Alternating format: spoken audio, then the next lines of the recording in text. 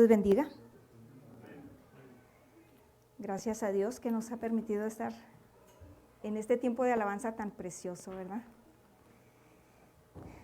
¿Qué sería de nosotros si el Señor no nos hubiera rescatado? ¿Dónde estaríamos? Perdidos, pero Él es bueno. Gracias a Dios por eso. Les invito a que hagan una oración conmigo para escuchar la palabra de Dios. Bendito Padre, gracias porque cuando estábamos perdidos, cuando estábamos en la oscuridad, tú viniste a rescatarnos. Trajiste la luz a nuestras almas.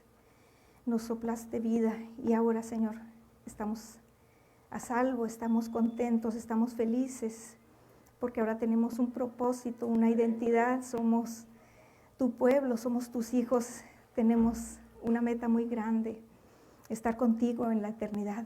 Gracias, Señor, por mis hermanos que se dieron el tiempo de venir esta tarde a escuchar la palabra. Señor, habla a cada corazón, tú sabes lo que cada uno de nosotros necesita. Espíritu Santo, te pido que tú hables a través de mi boca y que quites toda palabra que no edifica, que pongas palabras en mí de gracia, palabras llenas de verdad, en el nombre de Jesús. Amén. Amén. Pues vamos a comenzar esta tarde con la escritura que tenemos para hoy. Se encuentra en la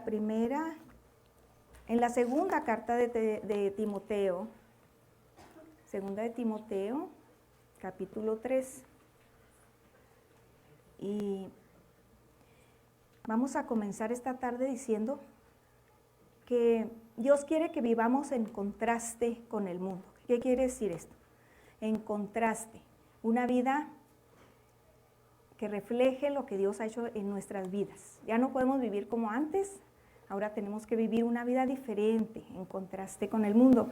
Y para esto vamos a comenzar leyendo parte de 2 de Timoteo, ahí yo les voy diciendo que vamos a ir leyendo.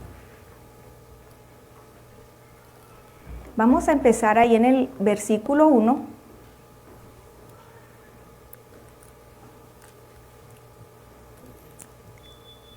Discúlpenme, hermanos. Lo quería leer de la pantalla, pero lo voy a leer de aquí.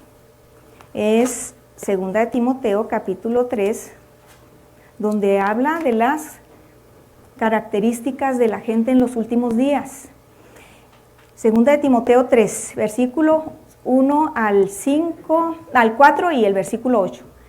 También debes saber esto, que en los postreros días vendrán tiempos peligrosos, porque habrá hombres amadores de sí mismos, ávaros, vanagloriosos, soberbios, blasfemos, desobedientes a los padres, ingratos, impíos, sin afecto natural, implacables, calumniadores, intemperantes, crueles, aborrecedores de lo bueno, traidores, impetuosos, infatuados, amadores de los deleites más que de Dios, y de la manera en que Janes y Jambres resistieron a Moisés, así también estos resisten a Dios. Hermanos, yo creo que no hay ninguna persona aquí que no haya sufrido ya por causa de la maldad que estamos viendo en nuestros días. Más o menos en el año 2008, yo estaba en Chihuahua porque mi mamá estaba padeciendo de una enfermedad y estábamos en la casa con ella, otra hermana mía y yo. Entonces, en un momento que yo me fui a la iglesia, mi mamá estaba siendo cuidada por mi hermana y de repente empezaron a escuchar muchos balazos allí cerca en el vecindario. De pronto, los que andaban persiguiendo a la persona que andaba haciendo lo malo, que se cree que es un narcotraficante, brincaron por la barda de mi mamá y se metieron a la casa de la vecina. Entonces allí fue donde balacearon a este criminal. Y miren qué tan cerca les estoy hablando. Después, en otra ocasión, yo vivía, ya mi mamá había fallecido, fue ya como en el año 2010. Me encontraba yo viviendo en la ciudad de Chihuahua, cuando de pronto, una noche yo me quedé a dormir y estaba ya dormida y tenía yo una troquita muy viejita parada enfrente de la casa donde vivía. A medianoche me despertó el ruido del motor de la troca, porque era una troca que hacía bastante ruido, pues, una troquita viejita del 89, así una Chevy, y no tenía escape. Ya se imaginarán el ruido que hacía esa troca. Entonces me despertó a medianoche y dije, ¿por qué? ¿Qué está pasando? Y me asomé por la ventana y resulta que un hombre estaba dentro de la troca tratándosela de llevar, de robársela. Y dije, no puede ser, y bajé corriendo las escaleras, y cuando abrí la puerta pensé que ya no iba a haber nada de troca, pero resulta que la troca estaba ahí con la puerta abierta y el hombre se había ido. No tengo idea por qué no se la llevó. Pero el punto es que todos aquí hemos vivido la violencia y la maldad de los últimos días de los que estamos leyendo en este pasaje. ¿A alguno de ustedes les ha pasado cosas? Estoy hablando de hace años, cuando en la ciudad de Chihuahua se mantenían trocas de soldados vigilando la ciudad, porque donde quiera había balaceras, donde quiera había muertos. A una amiga mía la trataron de asaltar, le robaron el celular con un cuchillo en mano. A otra amiga mía la balacearon. A otra amiga le robaron su carro. Imagínense, entonces, donde vemos aquí en el versículo 1 de 2 Timoteo 3, dice, también debes saber esto, que en los postreros días vendrán tiempos peligrosos. Peligrosos, pues ya están aquí. Le dijo estas palabras Pablo a Timoteo, para que él estuviera alerta, que no desconociera lo que iba a pasar. En su tiempo pasaba, en este tiempo está pasando. Ya nos llegó esta profecía, si le podemos llamar como profecía, ya estamos en estos tiempos. Parece que estoy describiendo una realidad de hoy, en nuestros días, en nuestra ciudad. A personas conocidas las han balaceado. ¿Les han robado a ustedes? Sí, aquí a un hermano que tiene una compañía también le robaron su herramienta. Y así todos estamos pasando por esto. Esta palabra de hoy, hermanos, nos habla de cómo van a ser estas características de los hombres amadores de sí mismos. Empieza dándonos una lista el apóstol Pablo de cómo son esas personas y empieza diciendo que son hombres amadores de sí mismos. Y hasta ahí le podemos dejar, porque de ahí se desprenden todas las demás. Ustedes las están leyendo ahí en la pantalla, pero fíjense, todo nace de ese amor a sí mismos. Ahora en nuestros días nos dicen, estamos bombardeados por todas esta sociedad nos indica, nos empuja a que nos amemos a nosotros mismos, que pongamos primero a nosotros mismos. Y todo se trata de yo, después yo y al último yo. Entonces nos están diciendo, si tú no te amas a ti mismo, entonces ¿cómo puedes amar a tu prójimo? Y terminamos creyéndonos esa mentira. Hay mucha gente a lo mejor aquí que está pensando, pero yo no estoy de acuerdo con usted, porque sí tenemos que tener amor propio, ¿verdad? Bueno, pues tenemos que escudriñar toda la palabra para darnos cuenta si es bueno o no es bueno amarnos a nosotros mismos. Y nos podemos dar cuenta siguiendo las escrituras. Mira, aquí vamos a ver, nomás que discúlpenme, de repente se me va la... Bueno, la siguiente escritura que vemos es donde es de la condición actual del mundo, la que les acabo de describir. Pero, fíjese, si vemos de dónde nació ese amor por sí mismo, lo podemos ver desde el Génesis. Desde el Génesis, el amor por sí mismos. La condición de la sociedad nos dice, tienes que amarte para que ames a los demás, pero Cristo nos dice, no. Ahorita les voy a decir una cita así simplemente. En Lucas 9:23 dice, si alguno quiere venir en pos de mí, niéguese a sí mismo, tome su cruz cada día y sígame. Niéguese a sí mismo. Entonces, ¿sí debo tener amor por mí mismo o no debo tener amor por mí mismo? Hay que poner las cosas en una balanza. Porque miren, nos vamos a ir hasta el Génesis, donde habla de que el amor propio, el amor a sí mismo fue generado por la autoconciencia o por la conciencia de nosotros mismos. Váyame siguiendo en esto.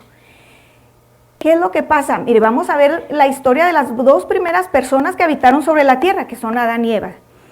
Ellos no tenían conciencia de sí mismos.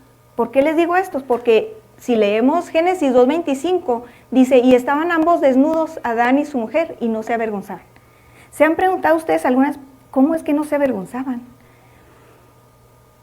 Y luego más adelante vemos que ya se avergonzaban.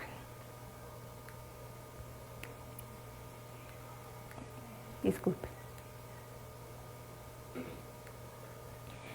Más adelante encontramos que después de que estaban en pecado, fue cuando fueron abiertos sus ojos y empezaron a tener conciencia de sí mismos.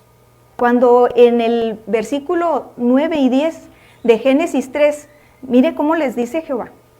Mas Jehová Dios llamó al hombre y le dijo, ¿dónde estás tú? Y él respondió, oí tu voz en el huerto y tuve miedo porque estaba desnudo y me escondí. Apenas se dio cuenta que estaba desnudo. Antes no se daba cuenta que estaba desnudo. Entonces, ¿qué fue lo que pasó ahí? La autoconciencia vino a partir de que el hombre pecó. A partir de la caída del hombre en el pecado es que nace la autoconciencia.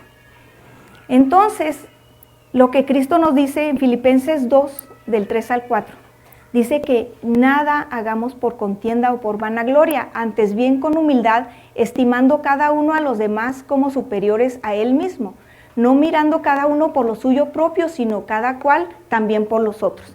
Entonces esto parece que nos hace entender que el amor propio no es tan bueno como nos han hecho creer por mucho tiempo. El amarnos a nosotros más que a los demás no es tan bueno. No podemos amar a otros si no nos amamos primero, de verdad. Miren, hay personas que tienen una autoestima bien baja y luego están en depresión.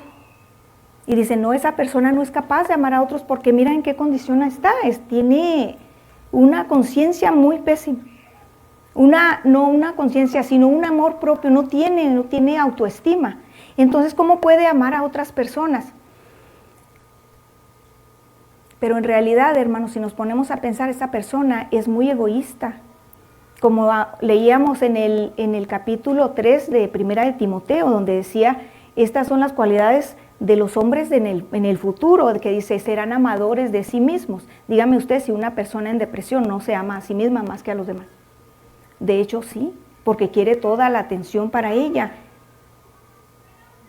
Suena algo duro esta palabra, pero es que no podemos amarnos a nosotros más que a los demás. Aquí en Filipenses 2, 3 al 4, a partir del pecado y de la autoconciencia, empezamos a querernos más nosotros que a los demás y a pensar en nosotros antes que en Dios y mucho más antes que los demás. Antes, cuando Adán y Eva no habían pecado, ellos pensaban nada más en Dios. Pensaban en Dios. ¿Le ha pasado a usted que durante la oración, durante la alabanza, tiene un momento cuando se conecta con el Señor? Y son momentos maravillosos que no tiene percepción de lo que lo rodea. No se preocupa si lo están viendo, no le preocupa lo que los demás están pensando. No le preocupan los problemas que dejó allá en la casa, que si su hijo o su hija están en problemas, no está pensando en eso. Está nada más con la conciencia puesta en Dios. Por esa razón, usted está libre, está feliz, está completo. Pero a partir de que pecamos, entonces venimos a tener conciencia de nosotros mismos y quitamos la mirada de Dios. Nos desenfocamos de Él y entonces ahora nosotros somos el centro. Y todavía nos dices, debes de amarte tú mismo, como si no nos amáramos ya suficiente. Más bien debemos amarnos un poco menos nosotros mismos para poder poner nuestra mirada en Dios. ¿Cómo podemos entonces estimar cada uno a los demás como superiores a nosotros mismos, no mirando cada uno de nosotros por lo propio, sino cada cual también por los de los demás? Pues no podemos, porque estamos tan concentrados, tan ensimismados, que no podemos ver a nadie más que a nosotros mismos. Y esto es algo bien terrible, bien triste, porque no nos deja cumplir con la voluntad de Dios. Esta autoconciencia nos separa de Dios. Entonces, ¿quiere decir que está mal que yo piense en mí mismo? No. Lo que está mal es dejar de pensar en Dios. Y las personas que leímos anteriormente, esos hombres amadores de sí mismos, dice que aman más a los deleites que a Dios. Ese es el problema real. con nuestra sociedad, la caída moral y espiritual que existe ahorita, es porque los hombres ya no quisieron nada con Dios. No quieren nada con Dios. Quitaron totalmente la mirada de Él, viviendo reprobadamente en toda clase de pecados. Y llenan todos los requisitos que leímos anteriormente. Egoístas, vanagloriosos, no les tienen respeto a los padres. ¿Ustedes creen que van a tener respeto por el vecino? ¿Por los bienes de ustedes? Pues no. Así, con la mano en la cintura van y se los arrebatan, sin ningún cargo de conciencia. ¿Por qué? Porque están llenos de amor propio, amor por sí mismos. Hombres amadores de sí mismos, amadores del dinero, amadores de los deleites. Y lo que nos dice en 1 Juan 2, 15 al 17, es que no amemos al mundo ni las cosas que están en el mundo, porque si alguno ama al mundo, el amor del Padre no está en él. Porque todo lo que hay en el mundo, los deseos de los ojos, los deseos de la carne y la vanagloria de la vida, no provienen de Dios, sino del mundo. Y dice la palabra, y el mundo pasa y sus deseos, pero la palabra de Dios permanece para siempre. ¿Están de acuerdo? Es una lucha traer una enseñanza como esta. Yo batallo también, porque yo soy egoísta, yo también tengo amor propio y muchas veces me cuesta trabajo ponerlos a ustedes como superiores a mí misma. A veces mi carne se quiere rebelar, pero cuando pongo la mirada de nuevo en Dios, digo, ¿cómo voy a perder esta oportunidad de hablarles? ¿Cómo voy a perder esta oportunidad de hacerles el bien? Si es para eso que estoy aquí en la tierra. ¿Y qué hay oculto detrás de la autoconciencia y del amor propio? La rebelión. La rebelión la vemos muy clara desde el Génesis, con el primer hombre que fue asesino. ¿Se acuerdan? Ustedes han leído esta historia de Caín. Allí en Génesis 4:8 dice, y dijo Caín a su hermano Abel, salgamos al campo. Y aconteció que cuando ellos estando ellos en el campo, Caín se levantó contra su hermano Abel. ¿Y qué le hizo? Lo mató a sangre fría. ¿Por qué? Si vemos unos versículos anteriores, vemos que la ofrenda de Caín fue aceptada por Dios, la ofrenda de Abel, perdón, fue aceptada por Dios y la de Caín no fue aceptada por Dios. ¿Por qué? Porque no llevaba el mismo amor hacia Dios, porque Caín tenía pecado en él. Entonces vemos la rebelión oculta detrás de la autoconciencia y del amor propio. Entonces a lo mejor es un juego de palabras un poco complicado, pero le vamos a ir entendiendo. Detrás de la autoconciencia, cuando ponemos toda nuestra mirada en nosotros y la quitamos de Dios, entonces viene el amor propio. Empezamos a vivir nada más para nosotros, egoístamente, y dejamos de pensar en Dios y en los demás. ¿Y qué pasa después de eso? La rebelión. ¿La rebelión contra quién? Contra Dios. Contra Dios. Otro caso de rebelión contra Dios está en la Torre de Babel. ¿Ustedes se acuerdan de esa historia? En Génesis 11. ¿Qué tiene de malo que los hombres quisieran juntarse, reunirse para hacer una torre? ¿Qué tiene de malo? Pues tiene de malo que ellos desobedecieron a un mandamiento que Dios había dado anteriormente, cuando les dijo a Noé y a sus hijos, bendijo Dios a Noé y a sus hijos y les dijo, fructificad y multiplicaos y llenad la tierra, desparrámense, váyanse por todas partes poblando el planeta. Pero ¿qué pasó cuando ellos estaban juntos, todavía reunidos? Ellos tomaron una decisión contraria al mandamiento de Dios y esto fue lo que dijeron.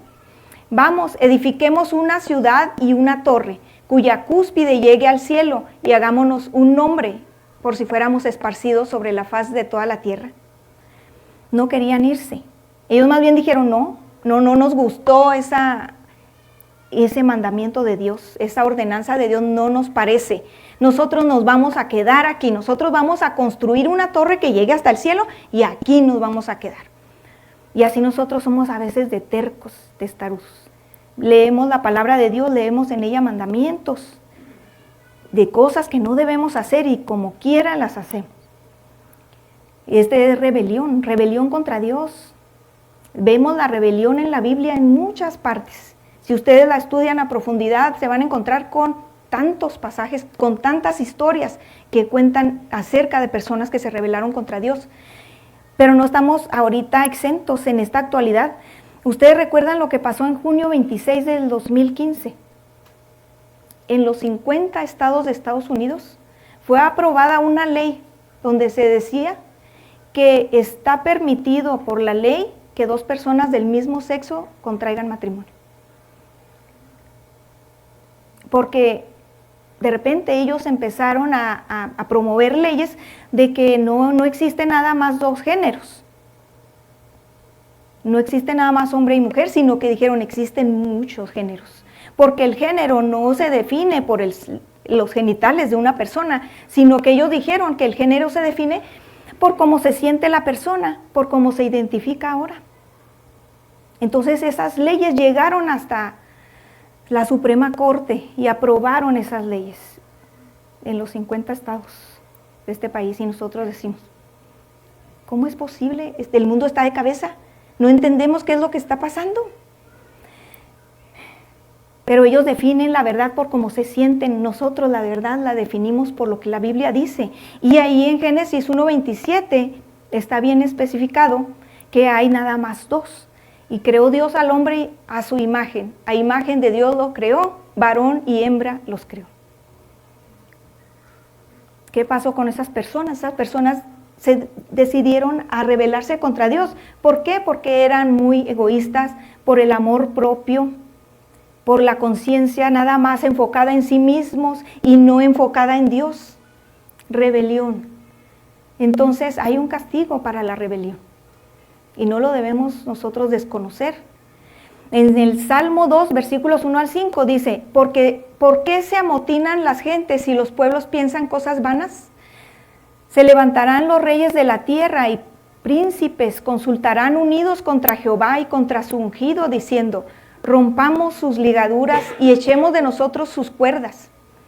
El que mora en los cielos se reirá. El Señor se burlará de ellos. Luego hablará a ellos en su furor y los turbará con su ira. Ese es el castigo para los rebeldes, para los que no quieren nada con Dios. Pero ustedes no estén pensando, ¿esta palabra es para mí? No, hermanos. Esta palabra es para todos aquellos que totalmente se desligaron, no quieren nada con Dios. Voluntariamente dijeron, no queremos saber lo que Dios dice, no queremos la Biblia, no queremos tener nada que ver con ese Dios que ustedes dicen. Para ellos es este castigo. Pero si usted tiene alguna lucha contra el pecado, usted nuevo nacido, usted hermano creyente, bienvenido al club. Todos tenemos una lucha contra el pecado. Desde el día en que entregamos nuestra vida al Señor, desde el día en que Él nos perdonó en nuestros pecados, entramos en esa lucha contra el pecado. Pero nosotros no somos condenados por el castigo de la rebeldía, porque por gracia somos salvos por medio de la fe. Y esto no de nosotros, pues es don de Dios, no por obras para que nadie se gloríe. Entonces, ¿qué es lo que pasa? ¿Para quién es ese castigo? Nada más para los rebeldes. Porque entre más oscuro está el mundo, nosotros, los que hemos nacido de nuevo, los que recibimos ese regalo de la salvación, cada vez brillamos más. Miren lo que dice Isaías 60, versículos 1 y 2. Levántate y resplandece porque ha venido tu luz y la gloria de Jehová ha nacido sobre ti. Porque he aquí tinieblas cubrirán la tierra y oscuridad las naciones, mas sobre ti amanecerá Jehová y sobre ti será vista su gloria. Qué hermoso.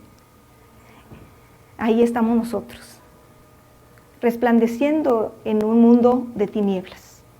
Pero ¿cómo es que la iglesia puede llegar a resplandecer? Solamente así, haciendo ciertas cosas. Y vamos a seguir leyendo en 2 de Timoteo, capítulo 3. ¿Sí lo tienen ahí, hermanos? Porque ese no se lo voy a poner en la pantalla, hermanos.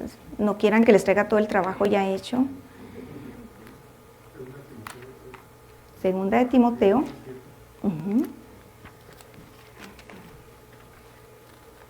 Ya me diría Jorge, la regla de los... ¿Cuántos segundos, Jorge? Ya me pasé mucho. Ay, Dios. Híjole, es que esta Biblia está nueva. Segunda de Timoteo 3, versículos 10 al 17. Pero tú has seguido mi doctrina, conducta, propósito, fe, longanimidad, amor, paciencia, persecuciones, padecimientos como los que me sobrevinieron en Antioquía, en Iconio, en Listra, persecuciones que he sufrido y de todas me ha librado el Señor. Y también todos los que quieren vivir piadosamente en Cristo Jesús padecerán persecución. Mas los malos hombres y los engañadores irán de mal en peor, engañando y siendo engañados. Pero persiste tú en lo que has aprendido y te persuadiste, sabiendo de quién has aprendido y que desde la niñez has sabido las Sagradas Escrituras, las cuales te pueden hacer sabio para la salvación por la fe que es en Cristo Jesús.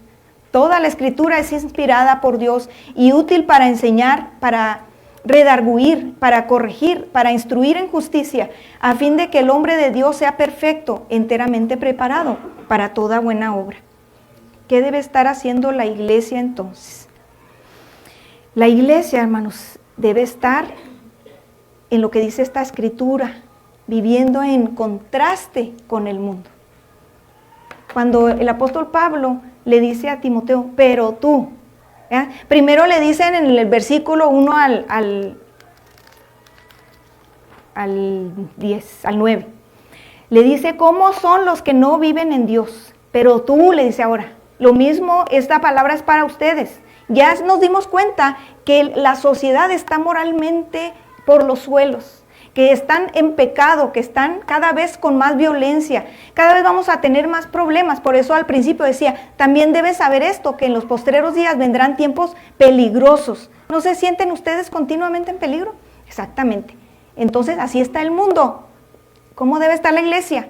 Así como le dijo Pablo a Timoteo, pero tú, ustedes, hermanos, el mundo está en pecado, el mundo hace lo que les viene en gana, pero ustedes vivan en contraste con el mundo, siguiendo el ejemplo de la palabra, el ejemplo del apóstol Pablo que le dijo a Timoteo. Aquí vamos a ver las siguientes cosas que le dice. Se pone como ejemplo el apóstol Pablo. Le dice, tú sigue mi enseñanza. Ustedes podrían ponerse como ejemplo de alguien a quien ustedes están evangelizando. Pueden ustedes su vida, así como la están viviendo en este momento, ustedes pueden con toda la confianza, con la mirada en los ojos de ellos, decirle, pero tú sígueme a mí, imítame a mí, yo voy a ser tu ejemplo. Eso es lo que el apóstol Pablo le dice, pero tú sigue mi enseñanza. ¿Y qué es la enseñanza del apóstol Pablo? Toda la Biblia, la palabra de Dios, esa es la enseñanza. Le dice, tú has seguido mi doctrina. Eso es lo que nosotros debemos seguir, mientras que la demás gente desecha y quitan de sus vidas, quitan de todo, quitan a Dios. Mientras que ellos hacen eso, nosotros debemos de ponerla en nuestras casas, de ponerla en nuestros carros, de ponerla en nuestro trabajo, la enseñanza del Señor, para que podamos decirle a alguien más, tú sígueme a mí, ser imitadores de mí como yo de Cristo, sigue mi enseñanza. Y luego le dice, sigue mi conducta, pórtate como yo me porto, le está diciendo, así exactamente como yo me porto, pórtate tú, sigue mi conducta. Y luego le dice, sigue mi propósito. En 1 Corintios 6:19, por si ustedes no saben cuál es su propósito en la vida, aquí lo podemos encontrar. Dice el 19 y el 20. ¿O ignoráis que vuestro cuerpo es templo del Espíritu Santo, el cual está en vosotros, el cual tenéis de Dios y que no sois vuestros? O sea que nuestro cuerpo no es nuestro cuerpo, es de Dios, es el templo del Espíritu Santo. Y dice el 20, porque habéis sido comprados por precio. Glorificad pues a Dios en vuestro cuerpo. Glorificar a Dios en vuestro cuerpo y en vuestro espíritu, los cuales son de Dios. Allí tienen un propósito de vida. ¿Por qué la gente que no cree en Dios no tienen un propósito de vida? Y andan en busca pensando que el propósito de ellos es su carrera, que el propósito de ellos es hacerse ricos, que el propósito de ellos es viajar por todo el mundo, que el propósito de ellos es casarse y tener familia. Pero no, aquí la Biblia nos dice otra cosa. Nuestro propósito es glorificar a Dios en nuestros cuerpos. Entonces todo lo que hagamos va a tener un efecto en los demás. Ellos van a ver si nosotros en nuestro cuerpo glorificamos a Dios o somos iguales que ellos. Porque si también nuestros propósitos son los mismos de ellos, entonces ya no estamos viviendo en contraste con el mundo. Nuestro propósito es glorificar a Dios. No quiere decir que ahora nos vayamos a un monasterio y nos encerremos ahí hasta que Cristo venga. No, nosotros debemos vivir en el mundo para alumbrar a aquellos que están en la oscuridad.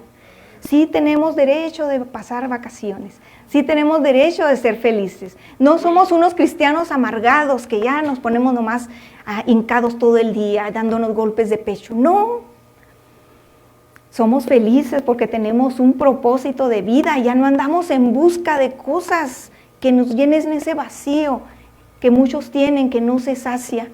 No encuentran propósito. ¿Por qué no encontrarán propósito? Pues porque les dijeron que su vida es una casualidad, que es un accidente. ¿Cómo creen en la evolución? Dice, no, pues no, naciste de repente de la nada y aquí estás. Haz lo que puedas y lo que quieras. Y eso es lo que andan haciendo, matando gente, robando lo que quieren y lo que pueden. Qué triste, ¿verdad?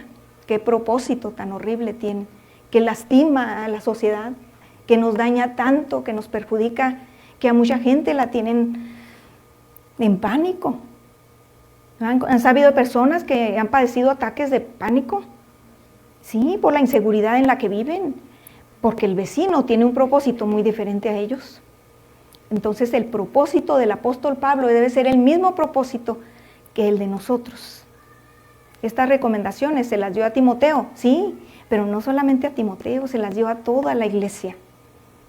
Ser imitadores de mí como yo de Cristo, 1 Corintios 11:1. Entonces también le dice, pero tú sigue mi fe, mi fe. ¿En qué está puesta mi fe? En la verdad, en esta verdad. En la verdad de que Dios tiene un propósito desde el principio de la eternidad, que Él fue el creador, que Él planeó todas las cosas, que Él dio a su Hijo unigénito para morir por nosotros, que Él es el único que nos puede salvar de este mundo de tinieblas y de pecado. Esa debe ser nuestra fe. ¿Cómo está su fe? Le pregunto yo. ¿En qué la ha puesto su fe? ¿Pone su fe en los gobernadores? ¿En la política? ¿En qué pone su fe usted? Nuestra fe debe estar puesta en Dios. ¿Cómo podemos decirle a los otros? Imítame. ¿Cómo les podemos decir, mira, esta es la verdad, si nosotros mismos a veces estamos tambaleando? Porque no sabemos en qué está fundada nuestra fe con firmeza. Pues porque no venimos a estudiar la palabra. La Biblia misma dice acerca de la fe, ¿cómo dice en Romanos? Porque la fe viene por el oír la palabra de Dios. Entonces, entre más escuchamos la palabra de Dios, entre más nos llenamos de ella, nuestra fe crece. Ahora entiendo por qué el pastor resiste tantas pruebas. ¿Por qué no se ha ido? ¿Por qué no ha tirado la toalla? Porque tiene la fe bien puesta donde la debe tener, en nuestro Señor Jesucristo y en la palabra. Entonces sigan mi fe, de allí nadie los va a mover. Pero afírmense bien. También le dice, sigue mi paciencia, mi amor, mi longanimidad. Y estos tres son atributos que son de Dios, pero que nos comparte a los humanos. Por eso están puestos los tres juntos allí. Porque estos tres vienen desde que uno es salvo, desde que el Espíritu Santo viene a morar en nosotros. Sí saben ustedes que el Espíritu está en ustedes, que mora con ustedes. No es como que, pues de repente nos vamos de la iglesia y ya se quedó Dios allí y nosotros nos vamos solos a la casa. Ustedes se lo llevan con ustedes, porque Él se vino a vivir con ustedes literalmente desde el día que ustedes aceptaron a Cristo como su Señor y Salvador. O más bien, desde el día en que Él les dio el regalo de la salvación. Entonces, a partir de ahí podemos ser pacientes, podemos ser amorosos, podemos, por si no saben lo que es la palabra longanimidad, podemos soportar el sufrimiento, porque tenemos al Espíritu Santo viviendo en nosotros. Y entre más nos llenamos de Dios, entre más somos conscientes de Dios, esto se hace más visual en los creyentes. Y luego le dice, mi resistencia al sufrimiento, porque si pusieron atención donde dice que ha sido perseguido Pablo, que ha sufrido mucha persecución y que también que los creyentes van a sufrirla, también nosotros vamos a sufrir persecución. ¿Por qué? Porque pensamos que la Biblia es la verdad. La verdad no está, como ellos dicen, en cómo me siento ahora. Yo estaba trabajando en un lugar donde la pregunta, en lugar de decirle, o de llenar en la hoja cuál era el sexo de la persona, si era hombre o mujer, uno le debería de preguntar a la persona, ¿cómo te identificas? Entonces, ellos no creen en la verdad de la palabra, sino en la verdad de ellos mismos. Ellos crean su propia verdad. Su verdad es como ellos se sienten hoy. Imagínense, si la verdad de nosotros dependiera de cómo se sienten las personas, estuviéramos ya acabados. Entonces, ¿cómo se puede resistir al sufrimiento? Solamente cuando nosotros estamos conscientes de Dios. Cuando nosotros entregamos todo nuestro ser a Dios y dejamos de amarnos tanto a nosotros mismos para empezar a amar a Dios. Ahí es donde podemos nosotros resistir el sufrimiento, resistir las persecuciones. Porque por como ustedes piensan, ahora están pasando leyes de que usted no puede mostrar desacuerdo con algunas personas. Cuando ellas le digan, yo no me identifico así, yo me siento de esta manera. Usted tiene que estar de acuerdo con ellos porque si no, probablemente llegue el momento donde vayamos a ser llevados a la cárcel. Pero para ese tiempo nuestra fe va a estar siendo tan firme que no nos vamos a mover de ahí. Y finalmente, los últimos versículos de este pasaje nos hablan de lo que la Biblia produce en nosotros, de los beneficios de la palabra, que son muchos, ¿verdad? Que es corregir, ¿qué más? Redarguir, instruir en justicia, enseñar. La Biblia nos ayuda, nos capacita para toda buena obra. Por eso el apóstol Pablo le dijo a Timoteo, mira, el mundo va a estar así, y ya está así, con todas esas personas violentas, con todos esos criminales sueltos por ahí, viviendo en tiempos peligrosos, pero tú sigue todas estas cosas. Sigan la palabra, allí se encuentra la verdad. La Biblia está llena de riquezas. Vamos a poner más la mirada en Dios y quitarla de nosotros mismos. Porque recuerden que el amor propio no es la voluntad de Dios. Porque Jesús dijo, si alguno quiere venir en pos de mí, niéguese a sí mismo. Niéguese a sí mismo. No le dijo, ámese a sí mismo para que pueda amar al prójimo. Más bien, niéguese. Entonces así podremos vencer estos tiempos peligrosos. Acompáñenme en una oración.